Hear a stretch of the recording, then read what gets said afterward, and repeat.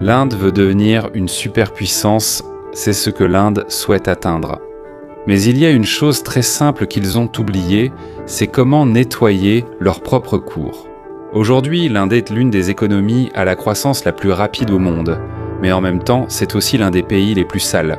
Leurs rivières ressemblent à des égouts, leurs routes sont recouvertes de déchets et leurs villes ont du mal à respirer à cause du mélange de saletés humaines et de plastique. En fait, c'est devenu une scène normale dans tout leur pays. Et ce n'est pas seulement dégoûtant, c'est aussi mortel, cela nuit à l'économie, détruit le tourisme et affecte directement la santé de millions de personnes.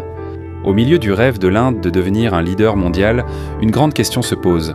Pourquoi leur pays est-il si sale ? Et pourquoi des millions de personnes vivent-elles encore dans la saleté ? De la saleté partout, alors que leur gouvernement se vante d'avoir des missions spatiales ? Dans cette vidéo, nous allons examiner de près une crise qui est clairement visible en Inde. Et nous allons aussi voir ici pourquoi le problème de propreté en Inde ne fait qu'empirer. Mais avant de commencer, n'oubliez pas d'aimer cette vidéo. C'est très important pour nous, les créateurs de contenu. Merci beaucoup et maintenant, commençons. Dès que tu arrives dans n'importe quelle ville en Inde, tu le ressens tout de suite. Même avant de descendre de l'avion, l'odeur. Des ordures pourries qui se mélangent à l'odeur des eaux usées, des canaux ouverts débordant de saleté, des sacs en plastique qui bougent de chaque gouttière et canalisation. Voilà l'Inde. Et au lieu de s'améliorer, la situation ne fait qu'empirer. Chaque jour, plus de 160 000 tonnes de déchets solides sont produites dans le pays. Mais seulement environ 25% sont correctement traités. Le reste est déposé dans de grandes décharges, brûlées à ciel ouvert ou laissées à pourrir directement dans la rue. À Mumbai, il faut parfois attendre des jours avant que les ordures sur les trottoirs et les vaches, qu'ils considèrent comme sacrées, soient ramassées. Elles marchent simplement au milieu de la circulation en mâchant des sacs en plastique. Lorsqu'elles meurent, l'autopsie révèle des kilos de plastique dans leur estomac. À Bangalore, connue comme la capitale technologique du pays, il y a des lacs qui prennent littéralement feu à cause de la pollution industrielle.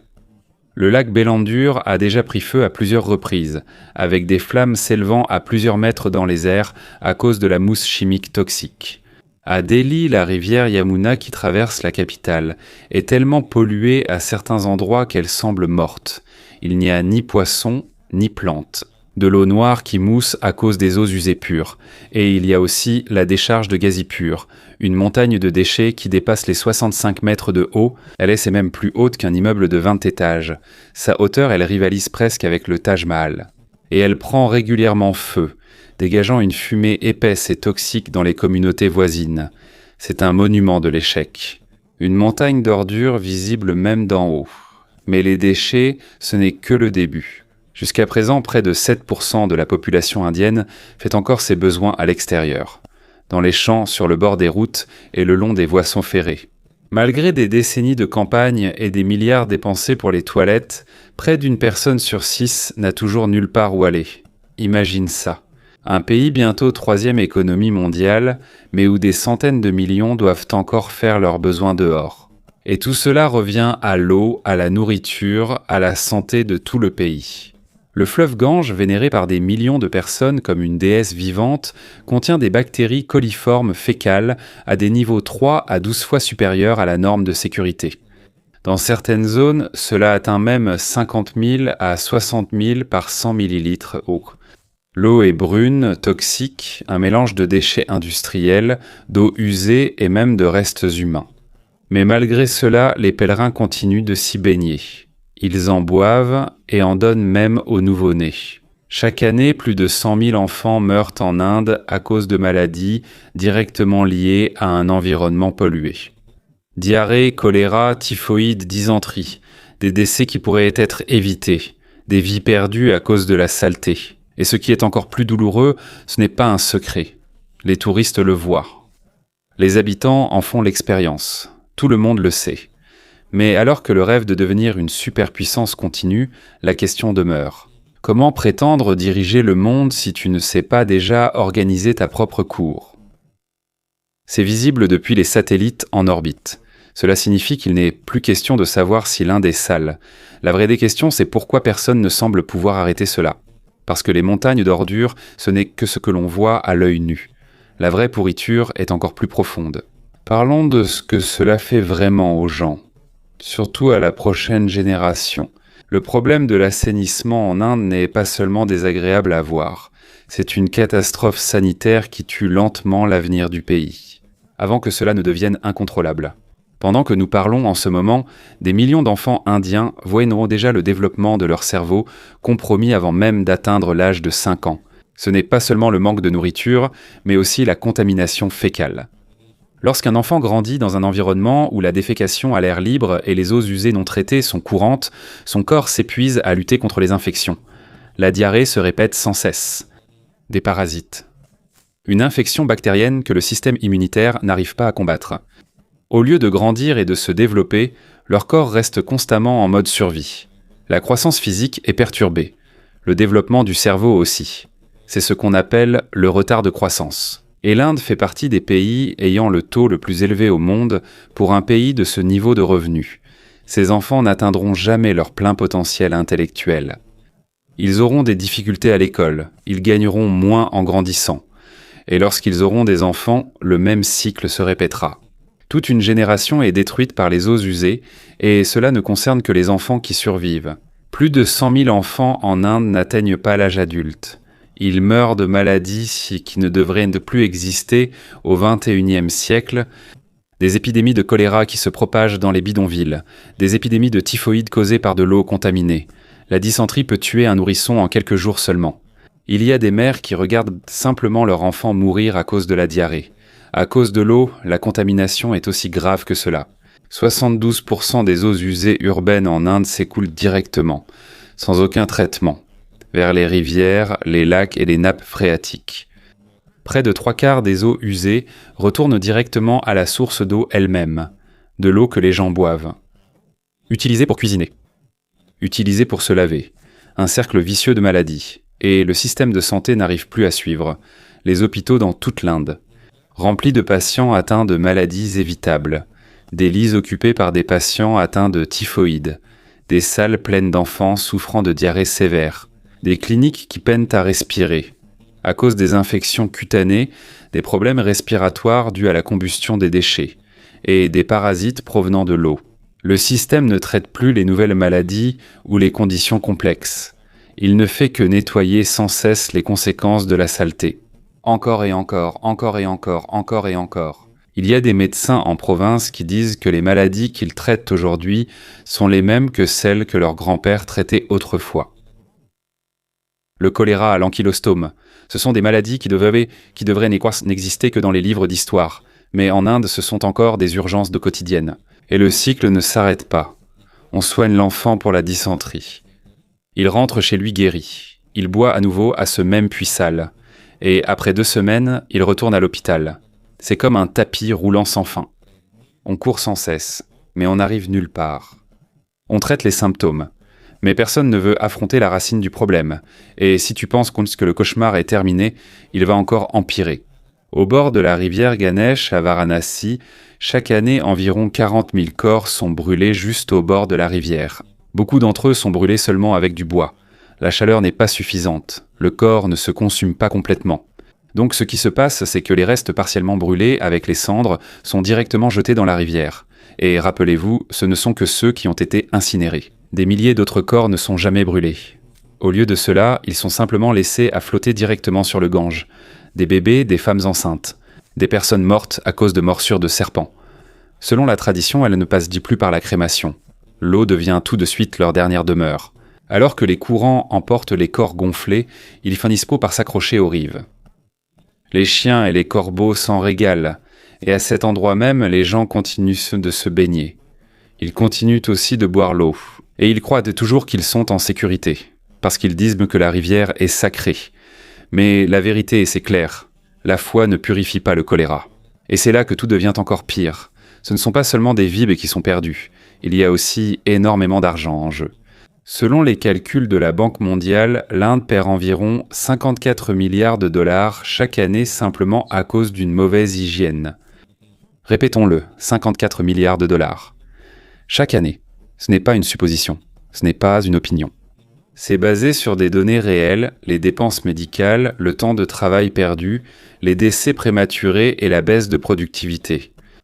En 2006, cela équivalait à environ 6,4% du PIB total de l'Inde. Cela signifie qu'année après année, l'argent qui aurait pu être consacré à l'éducation est tout simplement gaspillé. Pas pour construire l'avenir, mais pour gérer les déchets. Littéralement. Imagine où cet argent aurait pu aller. Plus d'écoles, de meilleures routes, de meilleurs soins de santé, une technologie plus moderne. Mais en réalité, il sert à soigner les épidémies successives de typhoïde, à réparer les routes détruites par les inondations à cause des canalisations bouchées, à payer les travailleurs qui ne peuvent pas venir à cause de la maladie, et aux dépenses pour les enfants morts avant même d'avoir eu la chance de contribuer à la société. C'est une autodestruction économique, et cela ne fait qu'empirer avec le temps, car ce n'est pas seulement de l'argent qui est perdu dans le traitement des malades. Il y a aussi de l'argent qui ne sera jamais gagné. Dans les zones rurales, de nombreuses femmes passent plusieurs heures chaque jour simplement à chercher un endroit isolé où elles peuvent faire leurs besoins. Des heures qui auraient pu être utilisées pour travailler, gagner de l'argent, améliorer leur vie. Au lieu de cela, elles marchent plusieurs kilomètres avant le lever du soleil. Ou après la tombée de la nuit, elles risquent d'être agressées simplement pour trouver un fossé ou un champ d'herbe. Et le tourisme, qui aurait dû être une grande richesse pour un pays plein d'histoire et de culture, est gravement touché. Dans le monde entier, l'Inde a la même réputation auprès des voyageurs, la Delhi Belly. Les touristes s'attendent à tomber malades, à ce que l'eau soit sale, qu'il y ait des déchets partout et des excréments humains sur les routes. Et souvent, leurs attentes sont justes. Alors, au lieu d'aller en Inde, ils vont en Thaïlande ou au Vietnam, où n'importe où le risque de contracter la dysenterie est plus faible. Des centaines de millions de dollars de revenus touristiques sont perdus chaque année. Les investisseurs voient les choses de la même façon. Penses-tu vraiment que de grandes entreprises voudraient installer leur siège dans une ville où les employés doivent marcher dans les eaux usées à chaque saison de la mousson? Où la qualité de l'air est si mauvaise que les gens sont obligés de porter des masques? Et les écoles? Où la rivière Yamuna, qui traverse la capitale elle-même, est recouverte d'une épaisse mousse toxique? Non. La capitale traverse un endroit propre et bien entretenu. Et les professionnels qualifiés, qu'ils soient indiens ou étrangers, ne veulent pas élever leur famille au milieu de la saleté. Alors l'argent s'en va, le talent s'en va. Et en même temps, l'infrastructure de l'Inde cède lentement sous le poids de ses propres déchets. Le plastique bouche les canalisations, cela provoque des inondations. Les routes et les bâtiments sont endommagés. Les eaux usées rongent les tuyaux et les fondations. La pollution accélère la détérioration des ponts et des monuments. Le gouvernement dépense des milliards pour réparer les dégâts. Mais les dégâts s'accumulent plus vite qu'ils ne peuvent être réparés. Et le résultat est évident. Même le Taj Mahal, le symbole le plus emblématique de l'Inde, jaunit peu à peu. Son marbre blanc est rongé par la pluie acide et le smog. Au final, même les symboles de grandeur ne sont pas à l'abri lorsqu'un pays est englouti par sa propre saleté. C'est vraiment ce qui se passe. L'Inde est progressivement divisée en deux mondes. Il existe de petites îles d'ordre, des quartiers d'affaires propres, des communautés fermées avec leur propre gestion des déchets, des zones économiques spéciales où le système fonctionne et où les services de base sont opérationnels. Mais ces îles sont entourées d'une vaste mer de délabrement. Les riches, ils peuvent s'isoler, ils ont leurs propres éboueurs. Chaque robinet a un purificateur d'eau et le complexe possède sa station d'épuration. Pendant ce temps, tous les autres se noient littéralement dans la saleté, et l'écart ne cesse de grandir. À Gurgaon, tu peux voir les tours d'entreprise étincelantes, juste à côté des bidonvilles où les eaux usées brutes coulent directement sur la route. Dans la même ville, il y a des penthouses qui valent comme ceux des millions. Alors qu'à seulement quelques kilomètres de là, des enfants jouent dans des décharges. Les riches n'utilisent plus les services publics. Depuis longtemps, ils ont opté pour la sécurité privée, l'approvisionnement privé en eau, la gestion privée des déchets, tout est sous privé. Ils ont abandonné le système public parce qu'il s'est effondré. Et quand les riches ne dépendent plus des infrastructures publiques, ils ne se soucient plus de savoir si elles fonctionnent encore. Pourquoi s'inquiéteraient-ils? Ils ne sont plus concernés. C'est pourquoi les services publics se dégradent plus vite. Les budgets municipaux ont diminué parce que la base fiscale, c'est-à-dire les personnes capables de payer, s'est retirée derrière de hauts murs. Ceux qui restent, ce sont les pauvres, un système défaillant, sous-financé et submergé de problèmes. Le système public ne s'améliore pas. Il devient même de plus en plus faible. Avec l'augmentation de la population et de la consommation, les infrastructures sont de plus en plus négligées. Plus il y a de gens, plus il y a de déchets, mais le système reste tout aussi défaillant. C'est une spirale de la mort. Et tu sais quelle était la partie la plus tordue ? Le gouvernement sait tout cela. Ils ont déjà construit des millions de toilettes, mais les gens refusent toujours de les utiliser. Et c'est là que s'arrête notre discussion sur les infrastructures. Et on entre dans un sujet encore plus effrayant, l'effondrement de la civilisation. Parce qu'en réalité, la crise sanitaire de l'Inde n'est pas un problème technique. Ce n'est pas à cause d'un manque d'argent. Ce n'est pas dû au manque de technologie pour créer des égouts ou des stations de traitement des déchets, mais à un problème de mentalité. Une société qui, au plus profond d'elle-même, ne se soucie pas de la propreté des lieux publics. Et c'est là le véritable verdict. Regardons la contradiction la plus évidente. Quand tu entres dans presque n'importe quelle maison en Inde, tu verras qu'elle est très propre. Le sol est nettoyé tous les jours. Les tables et les murs sont propres. On laisse les chaussures dehors. Tout est en ordre. Mais dès que tu sors de cette maison, tu vois que les ordures sont jetées directement dans la rue. Sans hésitation, sans conscience. Le contraste est frappant. Ce n'est pas simplement de l'hypocrisie. C'est un script culturel profond qui dit que la propreté est importante à l'intérieur de ma maison, mais dehors ce n'est plus mon problème, c'est celui des autres. Historiquement, les lieux publics en Inde étaient nettoyés par des travailleurs de caste inférieure, ceux qu'on appelait les intouchables. Ce sont eux qui font les travaux les plus sales. Nettoyer les toilettes, balayer les rues, enlever les ordures et les excréments humains. C'est ainsi qu'une mentalité dangereuse s'est développée. Je n'ai pas à me soucier de la rue, c'est le travail du nettoyeur. Et jusqu'à aujourd'hui, cette mentalité existe toujours. Même parmi les citoyens éduqués et de la classe moyenne, il existe une croyance cachée que le nettoyage des espaces publics est un travail inférieur. Ce travail, réservé aux plus pauvres et mal payé, porte atteinte à la dignité. C'est pourquoi ils n'ont aucun problème à jeter leurs déchets partout. Parce que dans leur esprit, un agent d'entretien viendra ramasser les déchets.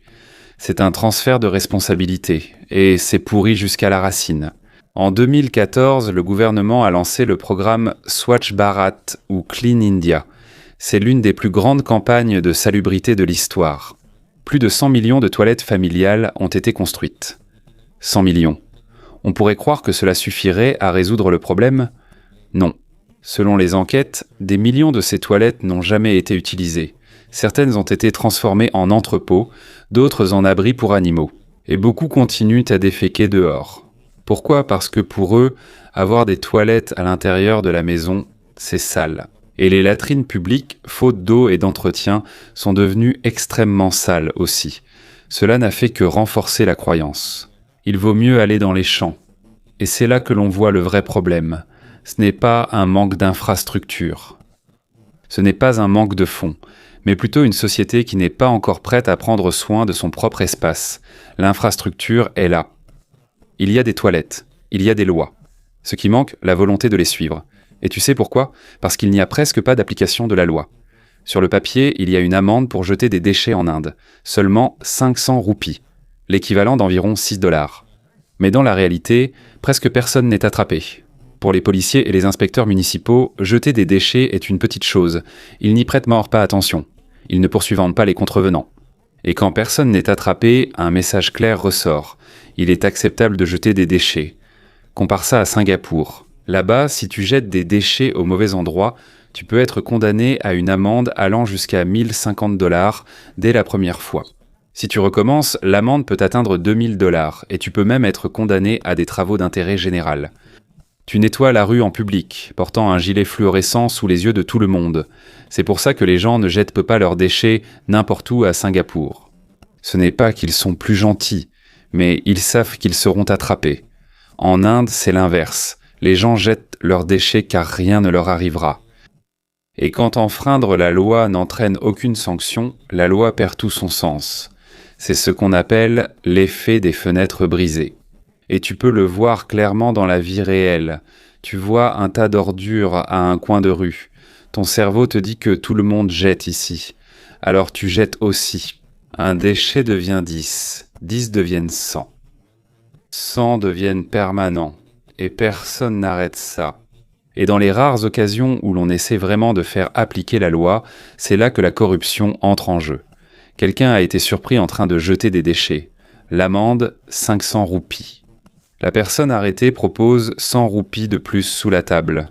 L'inspecteur accepte. Il s'en va. L'affaire est close. Et tout le monde n'apprend qu'une seule chose. On peut marchander la loi. Les règles n'ont pas d'importance si tu sais te débrouiller. Et presque tout le monde sait se débrouiller. C'est ici qu'une culture se forme où la responsabilité civique devient presque une blague. La personne qui fait l'effort d'aller jusqu'à la poubelle au lieu de jeter n'importe où est même vue comme un idiot. Pourquoi faire des efforts si personne d'autre ne le fait ? La pression sociale est inversée. Au lieu d'avoir honte d'enfreindre les règles, il y a même une certaine fierté à contourner le système. Mais voici la partie la plus folle. Tu te souviens des rivières sacrées ? Le Gange est vénéré comme une déesse, Mère Ganga. Beaucoup croient que son eau purifie les péchés et ne peut pas être souillée. C'est pourquoi tout est jeté dedans. Des idoles en plastique avec de la peinture toxique, des offrandes enveloppées dans des matériaux non biodégradables, des cadavres à moitié brûlés, des déchets industriels. Pour beaucoup, ce n'est pas de la pollution, mais de la dévotion. Ici, tout se décompose et le lien entre croyances spirituelles et réalité physique est rompu. Même si le ruban de la rivière est bien visible, il y a de la mousse chimique pleine de déchets. Ça sent les égouts. On l'appelle toujours sacré. On s'y baigne encore. On y boit encore. Parce qu'admettre que le Gange est sale, c'est comme blasphémer. Alors ils ne l'admettent pas. Et tant que cela continue, la rivière continue de mourir. C'est cette déconnexion qui tue l'Inde. Un gouvernement qui se vante de missions spatiales et de transformation numérique. Alors que des millions de personnes font encore leurs besoins dehors. Une culture extrêmement propre à l'intérieur de la maison, mais qui transforme l'espace public en dépotoir. Une société qui a construit 100 millions de toilettes, mais qui ne les a pas utilisées. Ce n'est pas à cause de la pauvreté, ce n'est pas à cause d'un manque de ressources. C'est un échec de la responsabilité collective. Et cela empire encore, parce que lorsque l'ordre civique de base est brisé et reste brisé, tout le reste finira aussi par s'effondrer. Alors, où cela mène-t-il ? Pas à un effondrement soudain du pays, pas à la disparition de l'Inde de la carte, mais à une lente et continue décomposition qui détruit tout ce qu'elle essaie de construire. Et cela se produit déjà maintenant. Ce que l'on appelle le dividende démographique de l'Inde. Sa jeune et immense main-d'œuvre est lentement empoisonnée avant même d'entrer sur le marché du travail. Les enfants qui grandissent dans la saleté ont un corps et un cerveau qui ne se développent pas correctement. Leur développement n'est pas complet. Ils ont des difficultés à l'école. Ils gagnent moins en grandissant, ils tombent plus souvent malades, ce n'est pas un problème de demain. Cela se passe maintenant. Les études montrent directement qu'un taux élevé de défécation à l'air libre est lié à de graves problèmes cognitifs chez les enfants. Il ne s'agit pas seulement d'un retard physique, c'est aussi un retard mental. Le mécanisme est aussi simple que douloureux. Quand le corps d'un enfant lutte constamment contre les infections, issues du contrôle des matières fécales, de la contamination, le corps privilégie la survie. Les ressources destinées au développement du cerveau servent à combattre les maladies. Le système immunitaire reste en crise permanente. Ces enfants ne prennent pas de retard à l'école parce qu'ils manquent d'intelligence. Ils prennent du retard parce que leur cerveau n'a pas eu la chance de se développer correctement. À l'âge de 5 ans, le combat est déjà terminé. Les dégâts sont faits. C'est toute une génération qui est détruite au niveau neurologique même. Et ce qui est encore plus douloureux, c'est que l'Inde a besoin de cette génération. Tout l'avenir économique du pays repose sur eux. Mais au lieu d'une main-d'œuvre saine et prête, ce sont des millions de travailleurs dont le potentiel a été détruit avant même d'atteindre la maternelle. Ce n'est pas un dividende démographique, c'est une catastrophe démographique qui n'attend qu'à exploser, et ses effets se font déjà sentir sur l'économie. Un système que l'on peut appeler l'insularisation est en train de se former progressivement en Inde. Quelques endroits propres et bien entretenus sont entourés d'une immense dégradation. Il y a des communautés fermées avec leur propre gestion des déchets, il y a des quartiers d'affaires qui fonctionnent. Il y a des zones économiques spéciales où les services sont efficaces, mais au-delà de ces murs, tout s'effondre peu à peu. Les infrastructures publiques se détériorent plus vite qu'on ne peut les réparer. Les services m'en connaissent qu'ont des dysfonctionnements. Les épidémies le deviennent boqueto normal. Les investisseurs se concentrent dans quelques zones sûres. Tous les autres sont laissés pour compte. Ce n'est pas du développement. C'est de la fragmentation. Et cela ne peut pas durer. Parce que voici la vérité sur le chaos. Il se propage. Tu ne peux pas maintenir l'ordre sur quelques îles pendant que tout autour est submergé par le chaos indéfiniment. Il viendra un moment où le chaos s'infiltrera. Les ouvriers voyagent chaque jour depuis les bidonvilles sombres jusqu'aux bureaux propres. Ils apportent des maladies. Les inondations causées par les canalisations bouchées ne s'arrêteront pas à la porte du lotissement. La chaîne d'approvisionnement passe par la même route endommagée que tout le monde utilise. Et à la fin, même les enclaves finiront par tomber. Quand cela arrivera, l'économie ne ralentira pas seulement, elle commencera à rétrécir. Nous voyons déjà les signes avant-coureurs, des épidémies fréquentes qui entravent les opérations, des défaillances d'infrastructures, des ports obstrués par les déchets, des aéroports inondés par les eaux usées. Il y a des entreprises étrangères qui se retirent après des incidents répétés. Imaginez cela pendant des décennies. La croissance économique s'arrêtera parce qu'on ne pourra plus payer les coûts de gestion des déchets.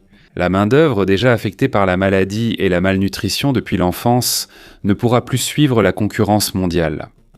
Le capital ira vers des pays plus propres. Les dépenses augmenteront et le gouvernement devra investir plus pour maintenir les services de base. Et il ne restera plus rien pour le véritable développement. Et la population, jeune, en colère et vivant dans un environnement sale. Ce n'est pas une recette pour le progrès, c'est une cocotte minute, et c'est la partie la plus inquiétante. Quand le gouvernement n'arrive plus à régler les choses basiques et évidentes comme les ordures et les eaux usées, la confiance du peuple disparaît complètement. Si on n'arrive même pas à garder les rues propres, pourquoi obéirait-on à la loi ? S'il n'y a pas de sanctions pour jeter des déchets, pourquoi respecter les règles de circulation, fiscale ou du bâtiment ? L'autorité institutionnelle s'effondre quand elle échoue sur ses bases mêmes, et nous voyons cela se produire sous nos yeux. Les gens voient les employés municipaux qui devraient ramasser les ordures, mais qui acceptent des pots de vin pour fermer les yeux. Ils voient les policiers qui n'appliquent pas la loi, mais savent extorquer de l'argent. Ils voient les politiciens couper des rubans lors de l'inauguration de stations d'épuration qui ne fonctionnent même pas. Chaque promesse non tenue, chaque projet raté, chaque tas d'ordures non ramassées, tout cela prouve que le système ne fonctionne pas. Et lorsque les gens croient que le système est en défaillant, ils arrêteront de participer. Ils ne paieront plus d'impôts, puisqu'ils seront simplement s'envoler. Ils ne se plaignent plus, rien ne s'améliore de toute façon. Ils ne votent plus, car ils sont tous pareils. Accuser le système devient la norme. La corruption s'aggrave encore plus parce que tout le monde pense que le système est déjà pourri. Les groupes de justiciers et les mafias locales interviennent là où le gouvernement échoue. Les communautés reviennent. Au tribalisme parce que l'identité nationale n'a aucun sens si ta réalité quotidienne, c'est de patauger dans les égouts. C'est ainsi que les civilisations s'effondrent, non pas par la guerre, non pas à cause d'une invasion, mais par la lente disparition de la vertu civique. Et tout commence par une chose simple, les déchets dans la rue. Parce qu'une société incapable d'agir ensemble pour garder son environnement propre ne pourra pas non plus agir ensemble face au mal. Le problème devient plus difficile, et tout le reste aussi. Plus il y a de gens, plus il y a de déchets, mais le système défaillant reste le même. L'écart s'élargit, les îles rétrécissent, le chaos se propage, et peu à peu, le rêve meurt. Ce n'est pas parce que l'Inde manque de talent, ni d'ambition, ni de ressources, mais parce qu'elle n'a pas su régler la chose la plus simple, nettoyer sa propre cour. Voilà ce qui fait mal. La chute de l'Inde ne commencera pas à la bourse, elle ne commencera pas par une guerre, une famine ou une catastrophe naturelle. Cela commencera dans les caniveaux, dans les rivières remplies d'eaux usées, chez les enfants dont le corps et le cerveau sont abîmés avant même d'avoir 5 ans, dans une main-d'œuvre trop malade pour travailler, chez les investisseurs qui emmènent leur argent à l'étranger, et dans la lente prise de conscience qu'un pays ne peut pas progresser ainsi. Si ces fondations pourrissent, une superpuissance n'a pas seulement besoin de croissance économique et de programmes spatiaux. Elle doit aussi savoir nettoyer après elle-même, et pour l'instant l'Inde n'en est pas encore capable. La question n'est pas de savoir si c'est honteux. La question est-il trop tard? Un pays de 1,47 milliard d'habitants peut-il inverser un déclin qui s'est construit depuis des décennies? Peut-il surmonter le conditionnement culturel, les préjugés de caste et l'échec institutionnel pour enfin prendre soin de l'espace public? Ou allons-nous simplement regarder pendant que l'une des plus anciennes civilisations du monde est étouffée par ses propres déchets? Et toi, qu'en penses-tu?